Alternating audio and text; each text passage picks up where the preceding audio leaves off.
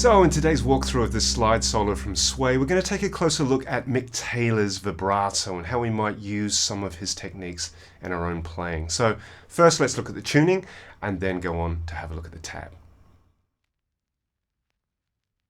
So for the tuning, we're an E standard. So E, A, D, G, B, and E. Standard tuning. I've seen a couple of videos that suggest this is an open tuning. I'm fairly sure it's not an open tuning, but if you want to play this in open tuning, you'll have to just adjust a few things. My tab is standard, so standard tuning. For context here, let's have a listen to the first riff.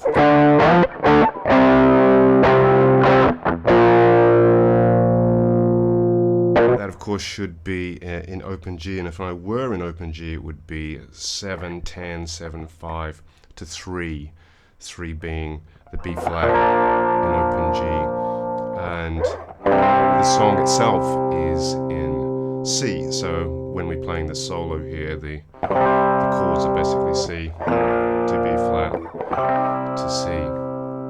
So for the timing,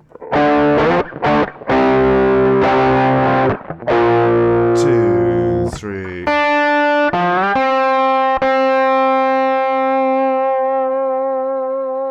One thing we're going to take a look at during this sort of walkthrough here is the vibrato that Mick Taylor used. And obviously as slide players, we're always trying to sort of hone and craft our own vibrato, because I mean that's where the real personality of slide playing comes from, right?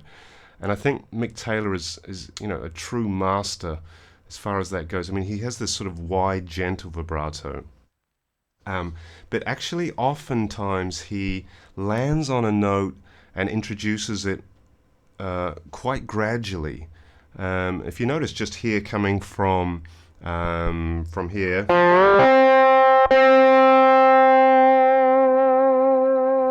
quite gentle, but also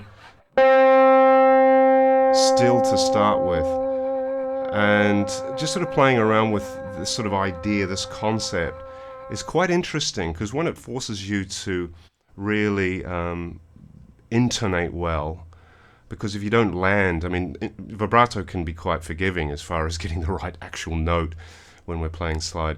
But you know, landing on the right note and then sort of introducing vibrato, it's just a sort of it's another sort of tool and another way to sort of articulate. If we look forward to bar 3 there, we're coming off this sort of slow, gentle vibrato here.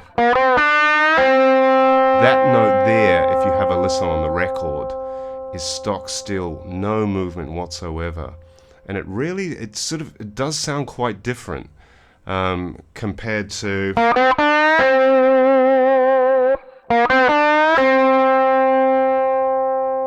sort of has this feeling of potential somehow. Just to go through the notes we've played so far. So with 3 on the second string there, which is obviously part of the B flat chord, because we're heading to the root in bar 2. And then we're sliding up 3 to 5 on the 4th string and 5 on the 3rd string. That's our C. There's our root there, right? And then which we strike twice and introduce that sort of slow vibrato. So bar 3, we're stock still there on that root note. And then at the end of bar 3, we're going into that harmonica lick, if you tuned in to the last episode video. And you'll remember that from there, where we're basically just going from 5 to 3 and back to 5 there, so it sounds a bit like, and we practiced that a little bit last video, if you remember. And so from there we are basically coming back in, so we're there back to 5, and then we're going to play this downward phrase here with up to the flat 3, 5 to 3, and then we're going to be going down to the 1st fret on the 4th string. Oh. 5, 3, 1 there. I'm not actually sure. I think I might have changed my fingers for that. I'm not sure. It's certainly quite tricky to play, going from, because you've got to come back and mute out those bottom two strings, the 5th and 6th string there. So if I think if I move down here, it might make more sense. Yeah, I might have done that on the video, I'm not sure, on the playthrough. Either way, playing down here, there's a lot of sort of margin for error on these lower strings, and the action, lower frets. The action makes it a bit more tricky as well. So here, it does take a bit of practice, to be honest. And then we're going from here, 1, 3, 5. Landing that 5 is just a little bit tricky. I found it hard.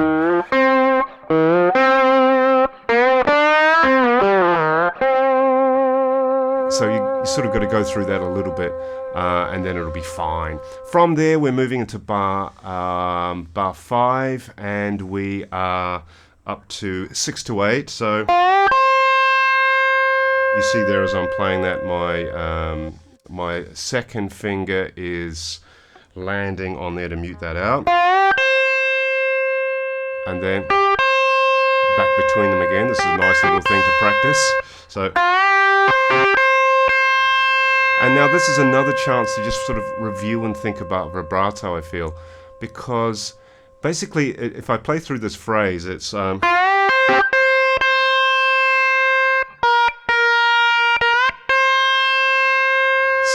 for me, if you were to play both of those 8 on the first string with vibrato, it would be.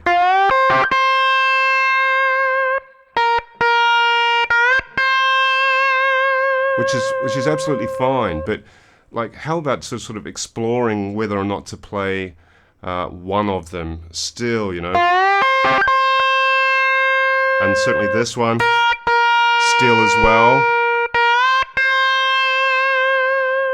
And if I do that, then that's that 8 there coming in on bar 6 does sort of become quite emphasized by virtue of its vibrato, right? Or we could do the first one, which is, and then here, and then we keep that one still. So for bar, where are we here? We're bar 6. This one we're choosing between here, the caged up here, the E shape, and the A shape down here. I saw a video that I think maybe Mick Taylor goes back down to here instead of. I'm not completely sure about that, but I chose to transcribe it in this box here, this minor pentatonic box here. So we're up here. Yeah, that's right. And then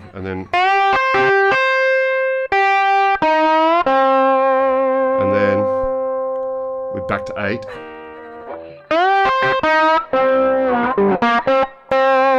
So we're going from 8 to 9 to 10 on the 4th string, 10, the same time, back to 8, and then we're playing 10 on the A string, and then 8 to 10, striking twice there, vibrato, and then we're I'm gonna get my fingers right on the right hand, and then here. So this is 8 on the 3rd string, 10, 11, 12, back to 10. Obviously 10 that's your root note there, right? And then we are going back to this 6/8. This little phrase comes up quite a lot, right? And then, do we give that vibrato there? Possibly. Wait. Or possibly not. And anyway, we're going to 11. Definitely there. Feels like it wants some, doesn't it? So from that last 2 bars here, and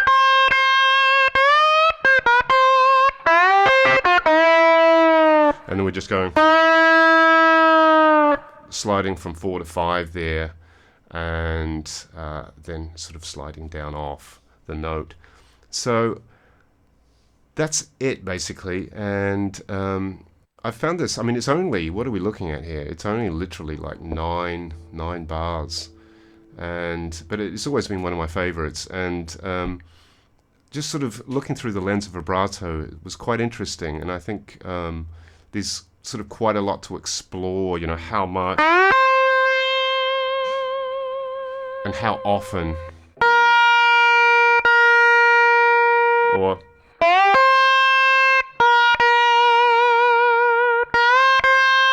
still, or perhaps gradually in sort of creasing as we go. These are things that are really quite interesting to practice and play with. So hope this was useful, guys, and look forward to the next one. Take care, guys.